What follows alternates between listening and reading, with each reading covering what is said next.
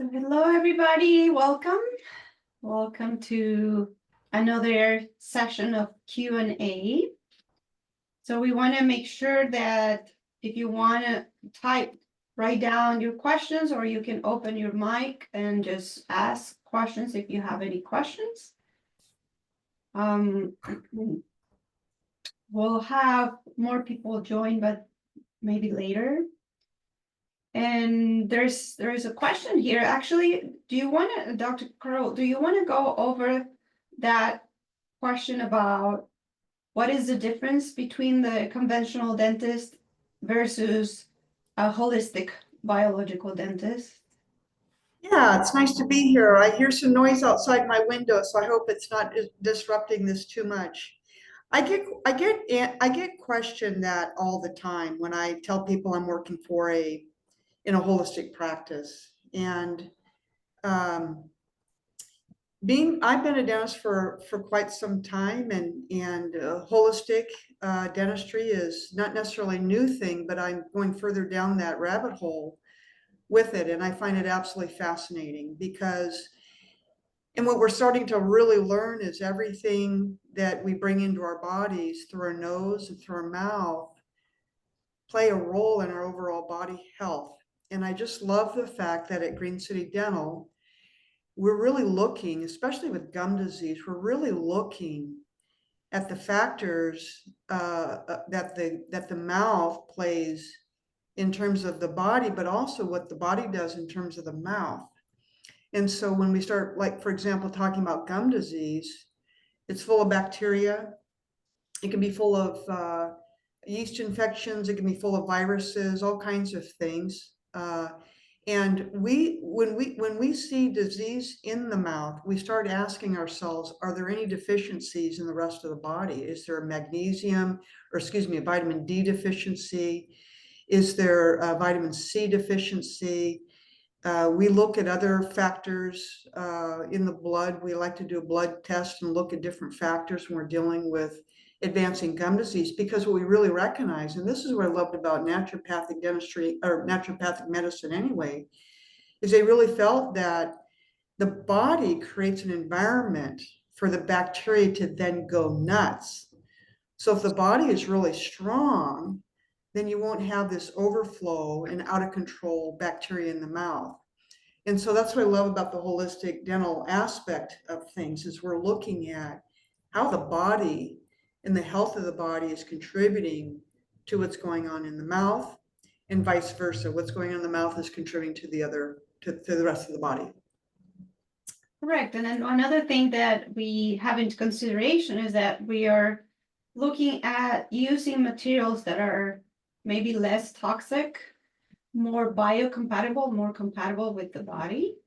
And then we also have into consideration like environmental factors, nutritional factors. There's a lot of information that we provide to our patients that are going to help them not only to achieve good oral hygiene and good oral health, but also is going to be helping their systemic conditions, right? So And also, we're really big on taking mercury out of the body. It's like, with silver mercury fillings, when we take them out of your body, we as a dentist have to be extremely careful where we put that stuff. And so, I mean, going into detail like that with how to remove or what do we do with that waste product, but we have to handle it very carefully. We can't just throw it down the drain. Well, if we can't just throw it down the drain, why is it good inside your mouth? And so the one thing I love about holistic dentistry is that there's no condition that we would say, let's do a silver filling, because we recognize that the mercury in those silver fillings have some off-gassing, which is not good for you. There's no living species on this planet that loves mercury or finds that mercury is beneficial to them. So, and being that the teeth are very close to the brain, why would we put something that's so toxic next to your brain, especially, right? So. yeah, that is true. And then talking about something that is really toxic, we can probably move for talking about this topic that can be a little difficult in certain cases, and it is the root canals. And having a tooth that is being, or it was treated with a root canal. And then I had patients saying, but if it's a tooth that is vital or is starting to have some inflammation, what would you do? And that's it's a little complicated, right? Because when we look at a tooth inside, we look at it as, it's just like a lot of different tubules, little microscopic tubules that when you do a section, it's like as if you're looking at a sponge. And if we have bacteria inside of the tooth, it's very difficult to remove all this bacteria from the inside of the tooth. And unfortunately, what I'm seeing is that a lot of those root canal teeth are infected. And in many cases, the patients don't even have any symptoms. So it is important to have the right tools to be able to do a good diagnosis. And this is a big difference also with conventional dentists, because we do use a 3D CT scan where we can see the different angulations and we can see the different areas that can be affected. Because on a simple traditional x-ray, like a periapical or a bite-wing, we won't be able to see all the things that we see on the CT scan. So that's something that we encourage people to just make sure that if you are not sure if your root canal teeth are infected, you should go ahead and have a CT scan and have it evaluated by a dentist that knows about infections and that knows how to read the CT scan. And we have Dr. Taylor here, and we were talking about the importance and why is it that that the doctors and naturopaths or functional medicine doctors are referring patients to a dentist when they are having, for example, sleep apnea. Would you like to cover that, Dr. Taylor? Sure. It's my favorite topic. Hi, everyone. Dr. Taylor. So sleep apnea is a very interesting condition because it's super multifactorial. So what that means is that it can be caused from all sorts of different things. One of the things that they find is that with obstructive sleep apnea, there's different kinds of sleep apnea. So one kind of sleep apnea is called central sleep apnea. This is basically where the brain forgets to tell the body to breathe. Okay, so this is kind of more of a neurological issue. This is more of a like a disconnect between the brain and telling the body to breathe.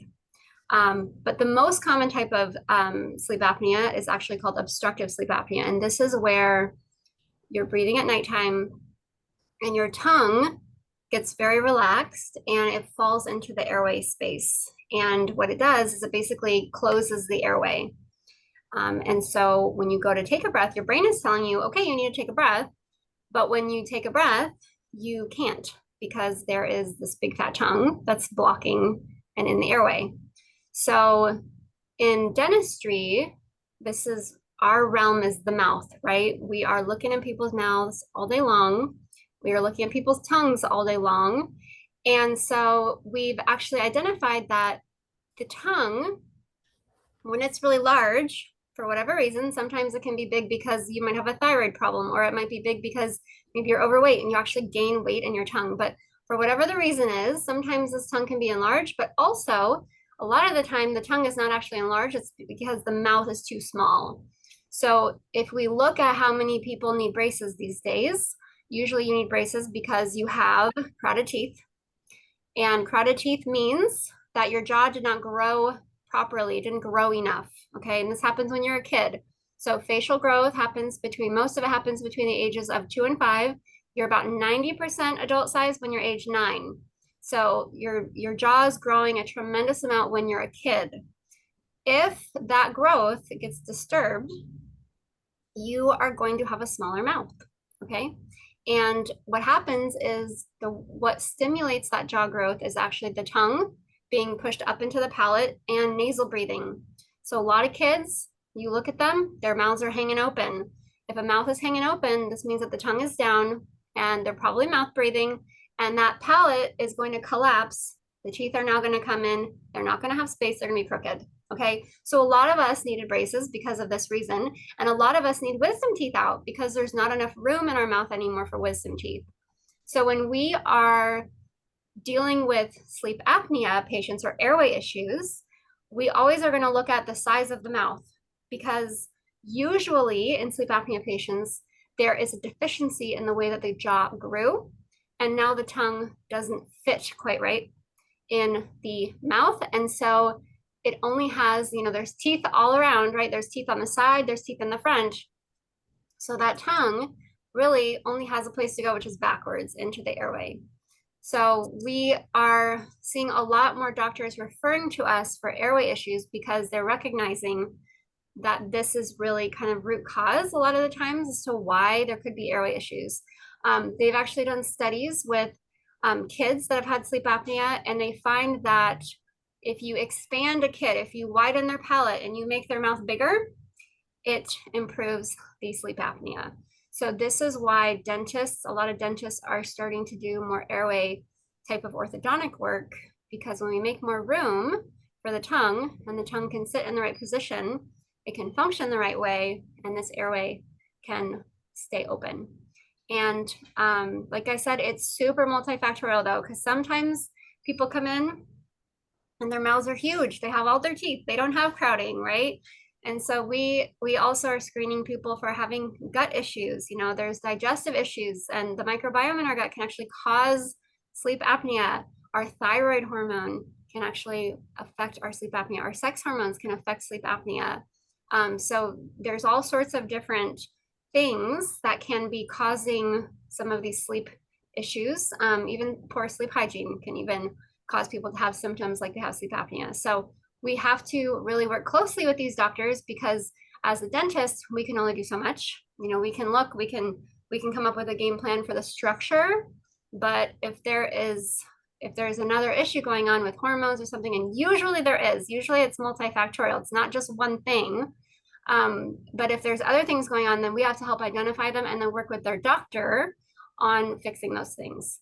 And I would say dentists are not all dentists, but most dentists that are in the airway realm, they're pretty trained at, looking at structure. I would say at our office, because we have the background in naturopathic medicine and functional medicine, we tend to be a little bit more comprehensive when we're looking at all of the different risk factors for airway, and communicating with your doctors as to why, we need to work on this gut. There's probably a gut issue here. Can you run a thyroid panel? What's going on with, testosterone levels, all of that.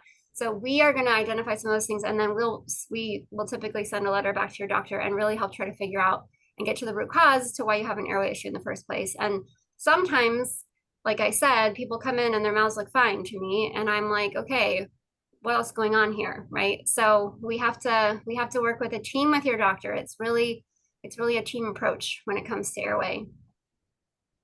And I had a patient the other day, and she was saying, "Oh, I know I have a sleep apnea, but I don't want to wear the CPAP."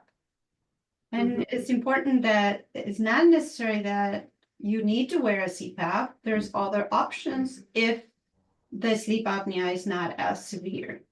And Dr. Taylor specializes in that, and she can help manage some of those cases.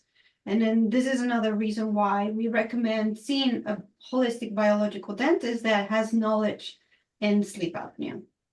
Yeah.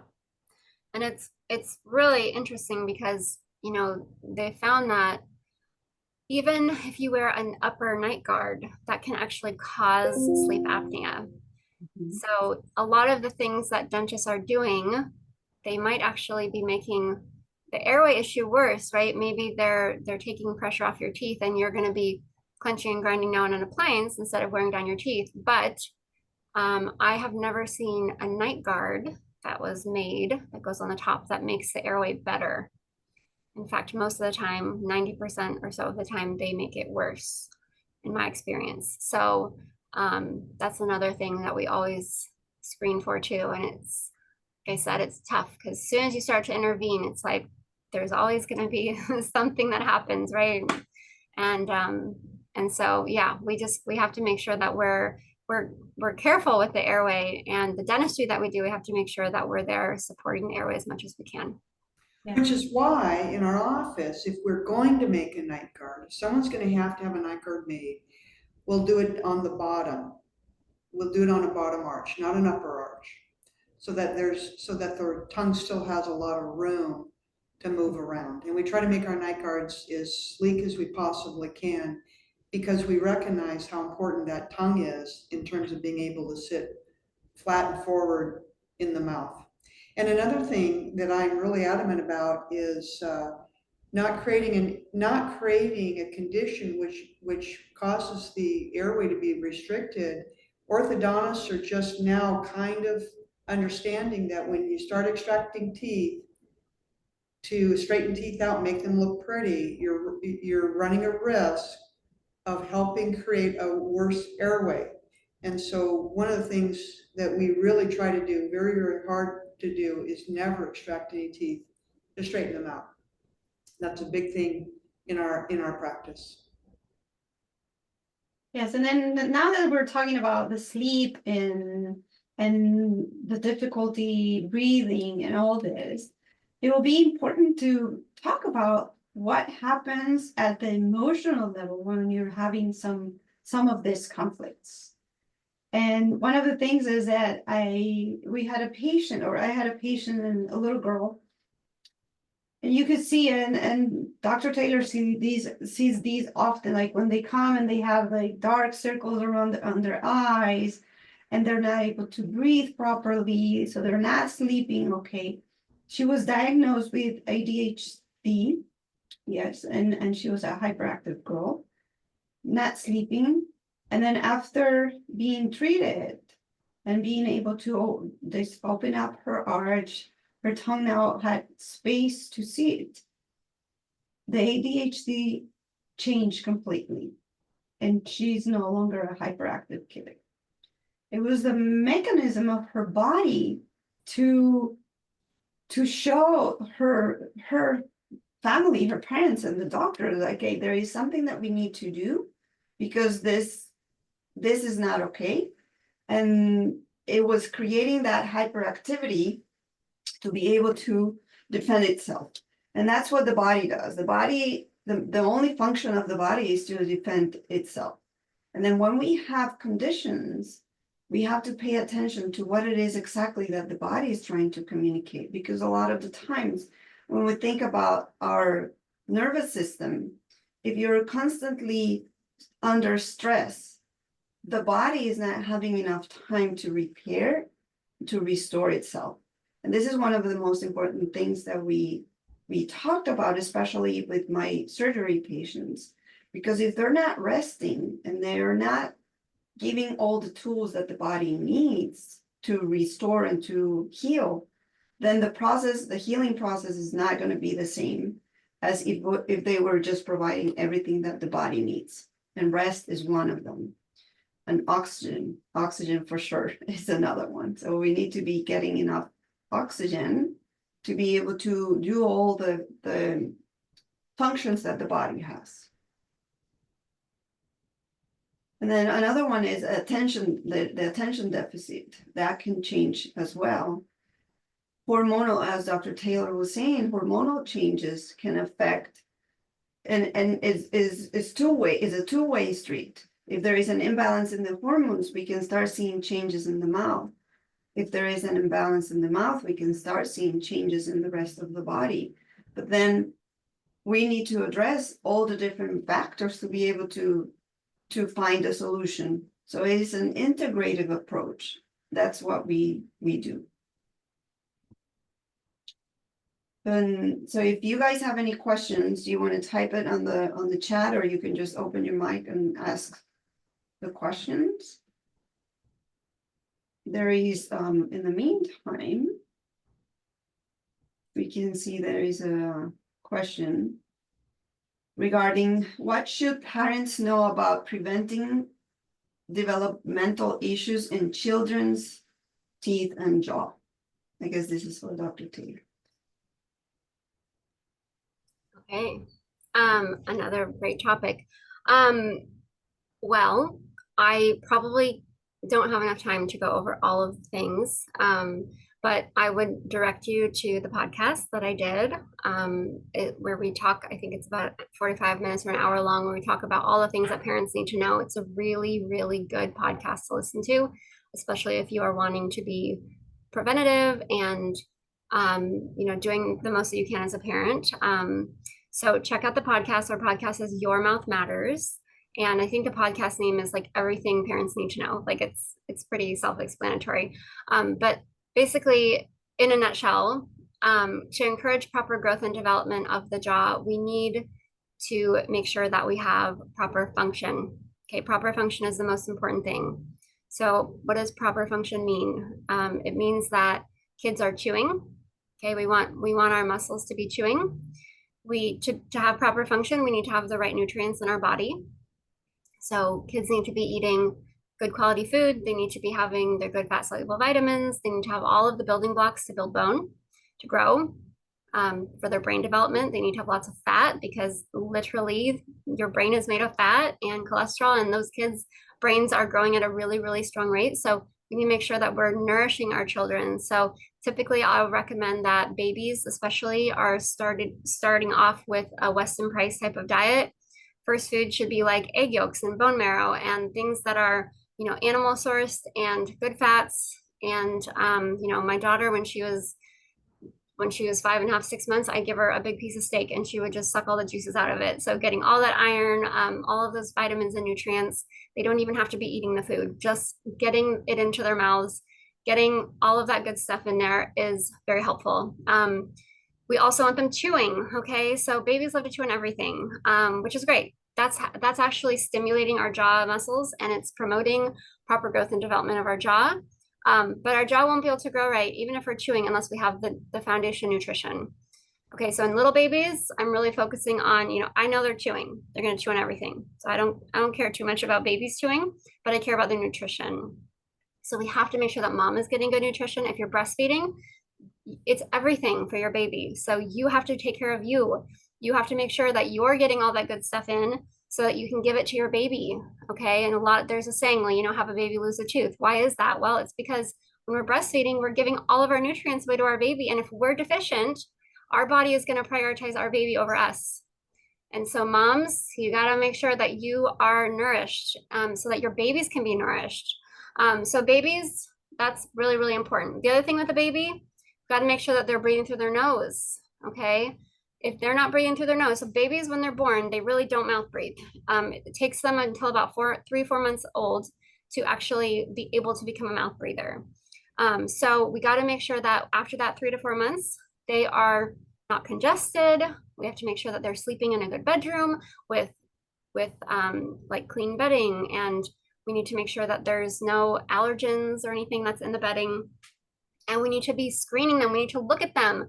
I like parents to even have a camera on their baby so that we can see if the mouth is open, because a lot of times they'll be like, no, my kid doesn't sleep with their mouth open. And then it's like, you put a camera on them, you check them 1 hour after they go to sleep when they're in REM sleep, and guess what? Their mouth is open. So if the mouth is open, it means that there's either a nasal issue, like a constricted nasal issue. Maybe they're congested for whatever reason, or there's a tongue tie or a lip tie. So in little babies, I want to catch those as soon as possible, because if you wait until you have a 2-year-old, it is not going to be fun. Trust me.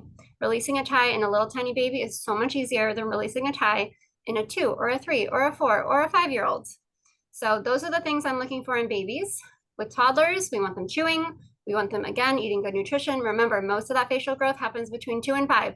So this is your window to really get the chewing in and the nutrients in, and make sure that they're breathing. Okay. So if they're getting congested, we have to clean their nose out. You want to be using actual like syringes where it shoots up one side and it comes out the other. Okay. These like the little saline sprays and whatever, they do nothing. They do so little. You got to get in there and you got to flush all of that stuff out. That's going to help them get over their sickness faster. And it's going to teach them good nasal hygiene. Okay. My daughter is 2. And when she has a booger, she is like, Mom, you need to get this out of my nose right now. Like literally she'll come to me and be like, Mom, I have a booger. And she will cry about it because it's like, I have a booger. And we clear her nose out together. And after she's done, she's like, see, Mom, that was so easy. And I'm like, yes, it was so easy. But training our little kids proper nasal hygiene is essential, because guess what? Our environment that we're raising our kids these days is full of germs. We send them to daycare. They are around all these kids and germs. And while it's totally normal for the immune system to be challenged, it's good, it's training our immune system, but the amount of toxicity that kids are exposed to from day one is astronomical. Okay, when you add in all of the stuff in food, all of the different medications, the antibiotics that like all these kids, babies are getting put on antibiotics, there's vaccines, right? All of these things are more intervention, and we just need to make sure that we have so much toxic load, right? And for a little child, they have less of their cup is not as big as an adult's cup. So we have to make sure that we are doing what we can to help them not get so congested all the time. If your kid is congested all the time, we got to figure out why. Is it because there's a food sensitivity? Is it because their gut health is not very good? Maybe they don't have a good microbiome. Is it because there's mold maybe in the house? Is it because there's a cat in the house and they have an allergy to the cat? We have to figure it out. Okay, and you have this limited time when kids are growing and developing to really figure that out. So that's kind of what we do with that's really where the prevention starts. After age 5, most of that development has already happened. So most parents come to me after age 5 and they're like, now what do I do? So everything still applies. We still need good nutrition. We still need a clean sleeping environment, but we really have to figure out why is there, if there's a breathing issue, why is that happening? In older kids, tonsils and adenoids are going to be more enlarged. Those might need to come out, because if they have been chronically inflamed for so long, they're not working anymore. And they're basically scar tissue. And so I don't love surgery, especially in a kid. I don't love it. But if your kid can't breathe, that is affecting their brain and their growth. And you want your little human to be set up and you want them breathing. And it's the most important nutrient. So I tend to be a little bit more aggressive in tonsils and adenoids if we have older kids. You catch them when they're young, when they're little bitties, you can really figure out what's going on, and you can get off that trajectory. So yeah, and then like I said, that podcast that we did has a lot more information. And I'm actually putting a course together right now for parents, which will go over all of this in a lot more detail. So if you sign up for our newsletter, we'll be sending out like an announcement when it's ready. But parents need a lot of support because they don't get it. You don't get it from your doctor typically. You don't get it from the dentist. You're not getting it from the pediatrician. And it's so important because you have this window of opportunity.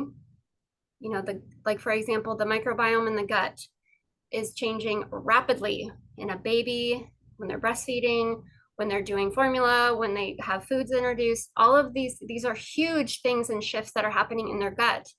And we want to make sure that we're doing everything that we can to help promote a good, healthy gut microbiome, because at some point it kind of stabilizes, right?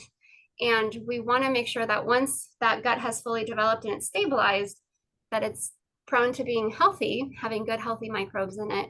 And again, there's just not, I have found just having my own daughter, that there's not a lot of talk about that, even in the naturopathic community. So I'm hoping that I can bring a little bit more education and light to this for parents so that you can be your own advocate. It's so important that parents and patients are their own advocates so that they can, you're the one that has to live with your kid and deal with all of the consequences of them not being well. And, doctors, at the end of their day, they go home and they don't have to deal with your kid, right? They don't have to deal with them being sick. They don't have to deal with them, having tantrums and all this stuff. So at the end of the day, you're the one who's really got to be your own advocate. And so I hope that the class that I'm putting together will help patients and parents have the resources so that then they can go and they can push their practitioners to find answers and give them tricks so that they can do a lot of stuff at home too, because it's really not rocket science, but a lot of it's not necessarily intuitive because we've gotten way far away from our intuitive bodies. You know, we are in a completely modernized world now, and we a lot of it is just going back to our roots, you know, and how is our body supposed to be, how are we supposed to be living, you know. As soon as we start to do interventions, and whether it's a, oh yay, like we made a food in a can, so it's a lot more convenient, but what does that do then, right, to our nutrition? So all of these things that we've done over time are catching up with us. And some of them are fine, you know, some of them are great, but there's others that it's like, no, we really need to fix that, because that could be really detrimental to health. And not just in the mouth, right? If we see breakdown in the mouth, there's probably going to be breakdown in the rest of the body too. It is the mouth is connected to everything else.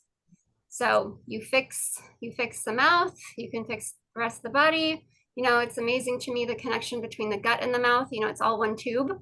So we have people that come in with cavities and periodontal disease and all of these different things. And that my question is, what's their gut doing?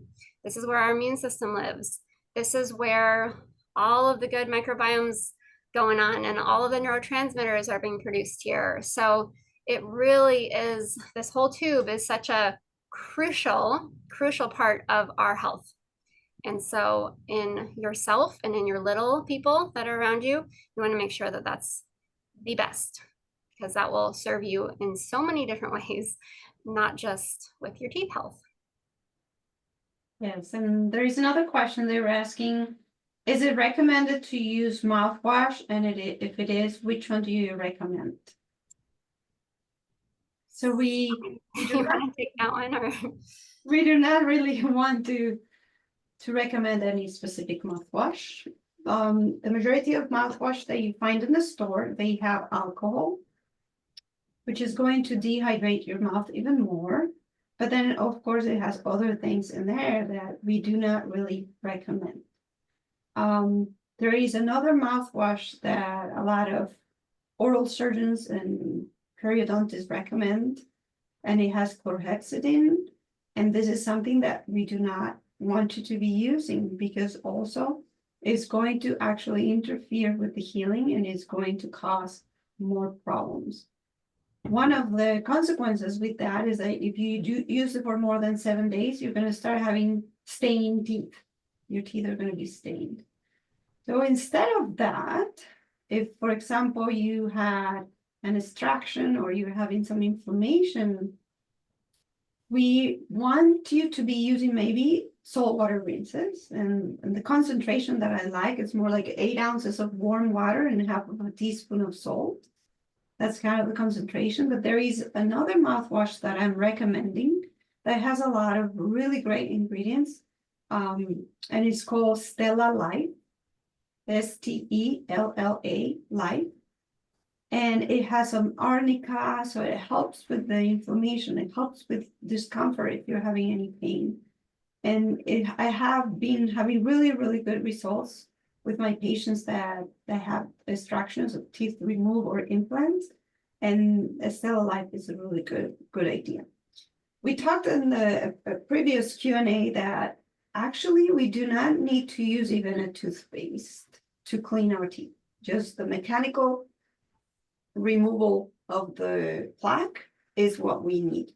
We will use a toothpaste as treatment. So if you need to remineralize your tooth structure, we want to use a toothpaste that helps remineralize the tooth structure. If you're having sensitivity, we're going to use a toothpaste that is going to help with the sensitivity. So you want to use the toothpaste or whatever it is that you put in your mouth or in your body to achieve what you need, not just because it's probably going to give you a fresh breath. So we want to use the right tools to be able to take care of our teeth.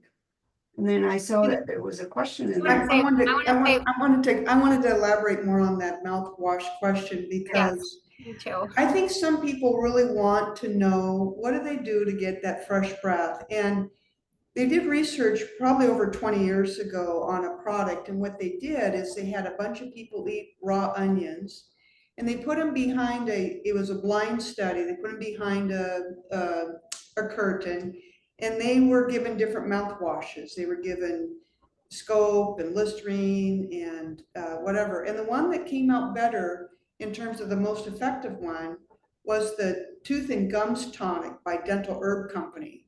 And of course, that was a study done years ago, but when I tell people, if you're really looking for fresh breath, and I know Dr. Taylor's going to talk about other mouthwashes as well, that's a good one. And you have to shake the bottle, you have to shake it. But it is a good one because the studies that were done on it shows that it was more effective than some of the stuff that you buy over the counter in the grocery stores. Okay, but I do want to talk a little bit about mouthwash, because why do you need mouthwash? What's the reason why we would need mouthwash?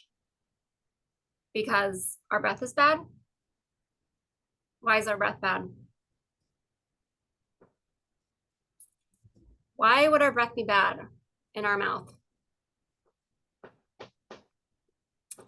Our breath is bad in our mouth usually because our microbiome is bad. And if our microbiome is bad in our mouth, it's also bad in our gut.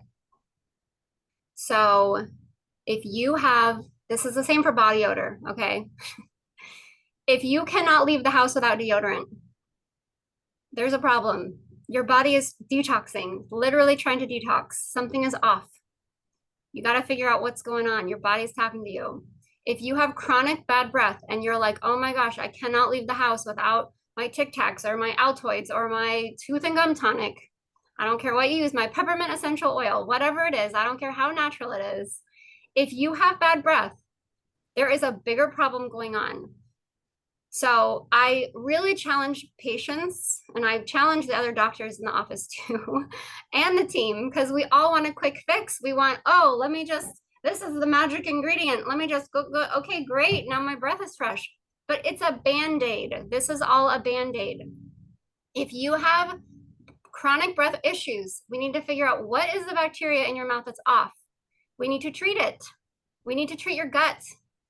Okay, I've got a great story actually about my dad. So my dad, he's not my patient, but his breath over the last few years is horrible. I'm like literally in the room with him and he's across the room from me and I can smell his breath and it smells like rotting periodontal disease. Like it's got this very specific smell. It's gross. And you run into some of these people where like literally they're across the room and you can smell their breath and it's just gross, right? So I started to smell this on my dad and I'm like, oh my God, will you please come in so I can fix you? Let's fix this problem for you. And years he lives on like Lopez Island. He doesn't leave the island. It's like not a priority for him. So years. And I'm like, oh my gosh. And he's got some other health stuff going on. And I'm like, oh my God, would you please address this stuff? You've got gut issues going on. You've got all this stuff. Can you please figure this out?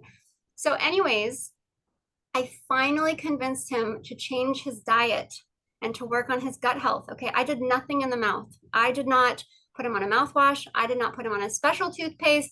I didn't do any kind of cleaning. Okay, he goes to the dentist there. He doesn't even see me. Nothing except for change the diet. Just change your diet.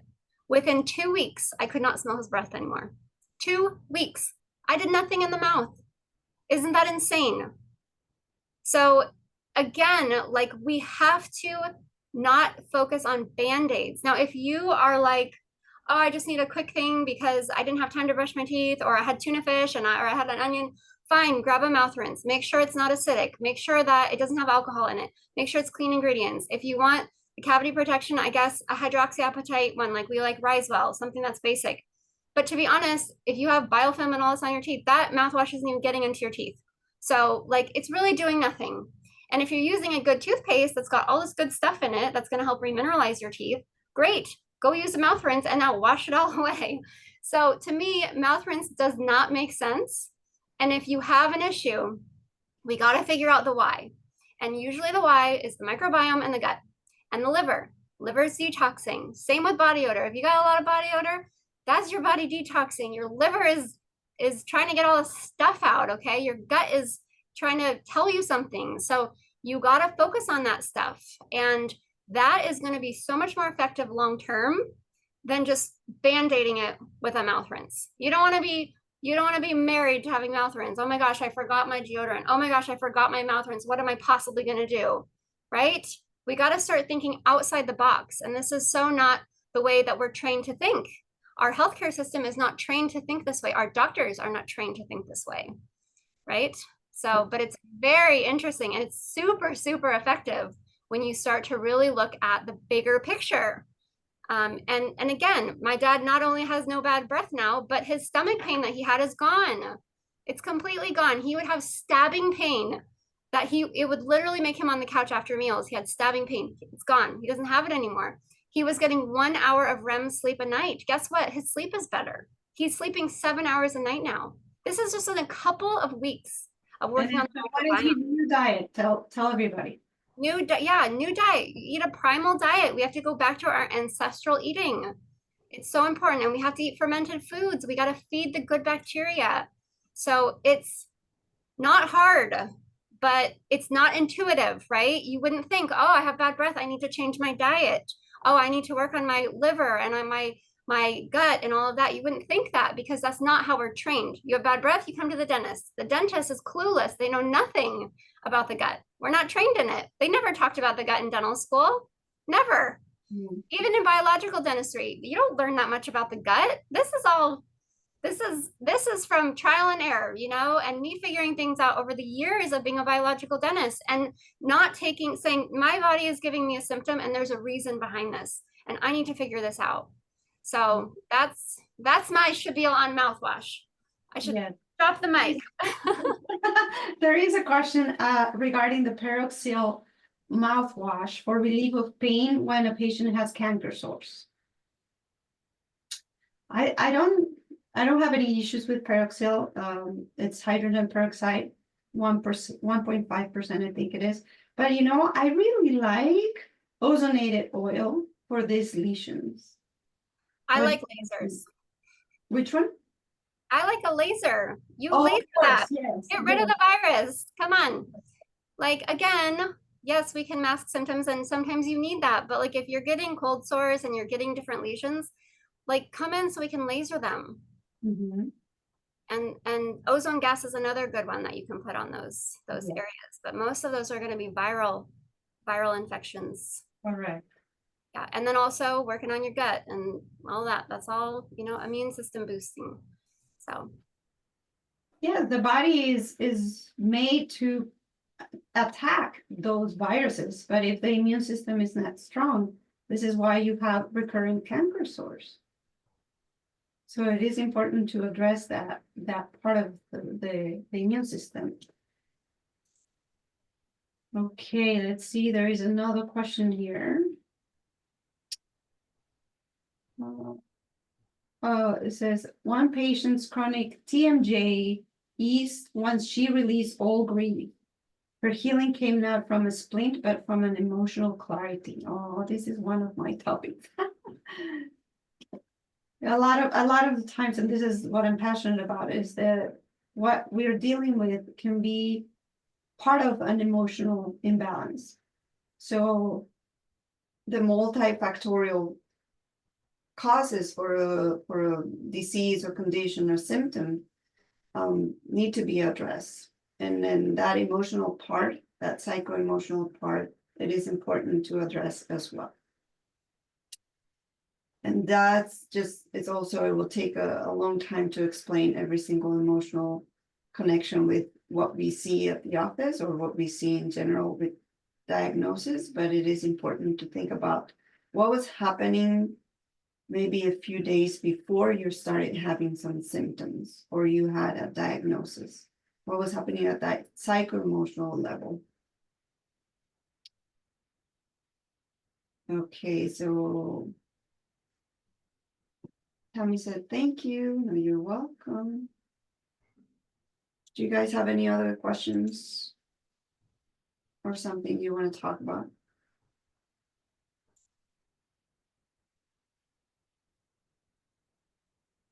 Oh, they are saying, what are natural remedies that you use? Well, we already talked a little bit about it.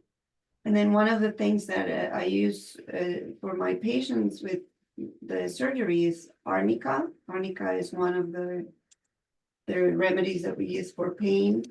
Also, we are recommending vitamin D, zinc, magnesium. We're recommending some vitamin C is also important, anti-inflammatory foods, foods that can boost the immune system.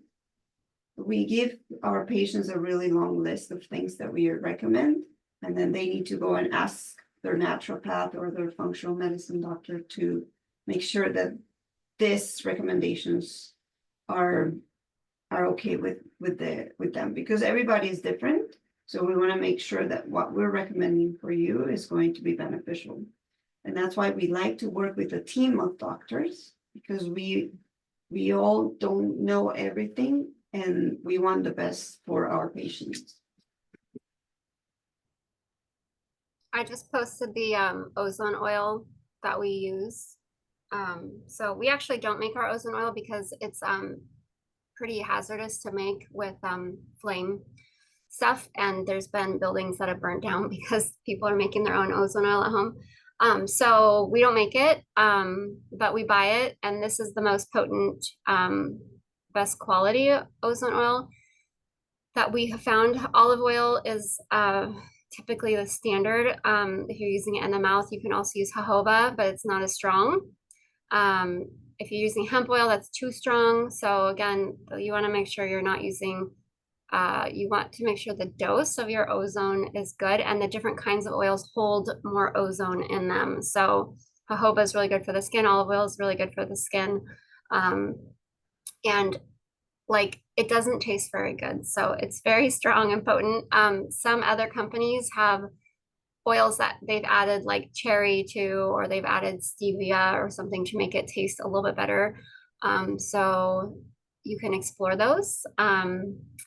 I love ozone oil. Like if I get a cut or something, or if I have something that I want to heal, I'll use it. My dog actually had like a skin, like a staph infection, and went through several rounds of antibiotics. It kept coming back, and I used ozone a couple times, and then it just was gone. It was amazing. So it can be really, really powerful and potent. But again, you know, I'm not a huge fan of using ozone oil in the mouth every single day, because it's going to kill off all of our good bacteria, right? It kills everything. It does help bring oxygen to the tissues, but again, we shouldn't need to have all these crazy interventions to make our microbiome good, right? We want good bacteria. We want to set up the mouth so that there's good bacteria, okay? You should be able to go days without brushing your teeth and still have good bacteria in your mouth, okay? So this all comes down to that gut health, the microbiome in the mouth. And if we kill off too many bacteria, then we start to see other things, not good things happen. In fact, they found that if you use a mouth rinse that clears out all the bacteria, you actually see an increase in your blood pressure, because it kills all of the good nitric oxide producing bacteria, which then are going to dilate your blood vessels. And you end up, if you don't have that dilation, you end up having high blood pressure. So I just caution people, because less bacteria is not better. We want the right bacteria, and we want a lot of them. So the kind of bacteria we care about. And I'm okay if you want to use ozone to get rid of an infection, or you want to support healing, but I don't really recommend it to be used long-term. It's amazing. Well, thank you, everybody. I think we got to the end of the questions. I don't have any more questions. So we'll just stay tuned. greencitydental.com, is that correct? That's where you're going to find the next Q&A. So just stay tuned. Next month we'll do our next. And if you want to get updates of what we're doing, go online to our website and sign up for our newsletter. We have a newsletter that comes out frequently. We also have podcasts that drop every other week. Our podcast is Your Mouth Matters. So go check it out. If there's a certain topic that you're like, ooh, I want to learn more about root canals, or ooh, that was interesting. We talked about, you know, babies and facial development. That was so fun. We have so many podcasts. So go crazy with the podcast. It's an awesome resource. Share with your friends. We are trying to get this good info out to everybody, because it's such a different way of thinking, and it makes a lot of sense. So get it out to your friends and family. and lots of great tips in those podcasts. And then make sure you like us on social media. We also post a lot of great things on social media, Facebook, Instagram. There's Green Sea Dental, and then also Otudonics. You can find both of them on social media. And then, of course, if you're not a patient and you want to learn more and you want to come meet us, then give our office a call. We'd be happy to meet with you for a consultation if you just want to talk, or we'd be happy to see you as a new patient if you really want to dive in and have a solid plan for your oral health. Perfect. Well, thank you, everybody. That sounds good. Thank you. Thank you. Bye-bye. Bye.